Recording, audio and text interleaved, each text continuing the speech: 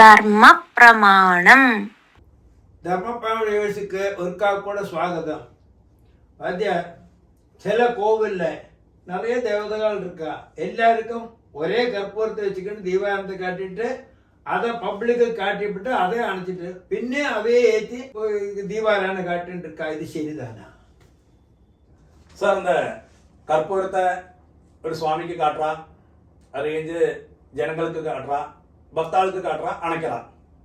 அது கழிஞ்சு அதே கற்பூரத்தை இன்னொரு இடத்துல தேவதைக்கு காட்டுறா, உபதேவதைக்கு காட்டுறா, ജനങ്ങൾക്ക് കാട്ടുക, അണയ്ക്കറ, പിന്നെയും പ്രധാന ദേവതയ്ക്ക് കാട്ടുക, അണയ്ക്കറ. അപ്പോൾ ഇതെല്ലാം ഒരു തെറ്റാன കാര്യമാക്കും. அது யாதொரு சம்சயமும் இல்லை. அப்படி யாராவது செய்தா கூடி அந்த கோவிலில் இருக்கிற கமிட்டிக்காரோ இல்லை பக்தாள் തന്നെ ഡയറക്റ്റാ ഡേ നീ ചേർ തെറ്റാക്കണ്ട, ചേപ്പാങ്കിലേന്ന് ധൈര്യമാ അടിച്ചു ചൊല്ലണം.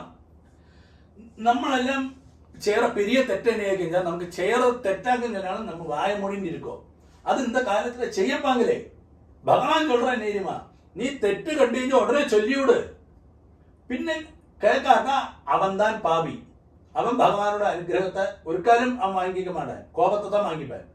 അപ്പൊ നീ ചൊല്ലിക്കഴിഞ്ഞ് നീ தெரிஞ்சிட்டு அந்த பாவம் சேரான் தெரிஞ்சிட்டு நீ பேசாம இருந்து കഴിഞ്ഞാ നീ താൻ പെരിയ പാപി.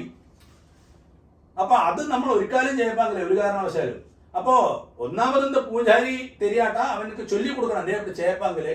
கற்பூரம் சொல்ற எப்படி இருக்குஞ்சா, இந்த நம்ம மனசில் உள்ள பக்தாளோட மனசுல அங்க இருக்கிறவாளோட எல்லாம் மனசில் உள்ள தின்மைகள் எல்லாம் போய் நன்மை வரணும். மாத்திரமல்ல அந்த கற்பூரம் எப்படி ஒண்ணுமே இல்லாக்கி ஆகுதோ தீபத்தினால, அதாவது அக்னினால எப்படி இல்லாக்கி ஆகுதோ அதே மாதிரி நம்ம மனசில் உள்ள எல்லா தோஷங்களும் சகல தோஷங்களும் அப்படியே நிவர்த்தி பண்ணி, மாத்திரமல்ல என்னெல்லாம் அந்த நம்ம மனசுக்குள்ள உள்ள கெட்ட சிந்தகள் இருக்கோ அதெல்லாம் மாறணும், அப்படியே இல்லாக்கி ஆகணும். அது இந்த பகவானுக்கு முன்னாடி சாட்சி.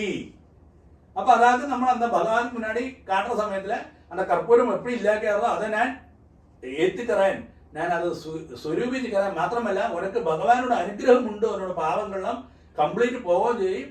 இந்த கற்பூரத்தினால உனக்கு அந்த ஆரதி நம்ம ஒழிஞ்சுக்கிறதுனால, அந்த ஆரதி ஒழிஞ்சுக்கிறதுனால நம்ம ശരീരത്തിൽ உள்ள എല്ലാ കെട്ട എണ്ണങ്ങളും കെട്ട ചിന്തകളും ഇല്ല ഞാൻ തെരിയാക്കി ചെയ്തിരുന്ന പാപങ്ങളടക്കം അത് പോയിടും, அப்படியே ഇല്ലാക്കാവുന്നതും அந்த കർപ്പൂരം കാട്ടലോട് താല്പര്യം.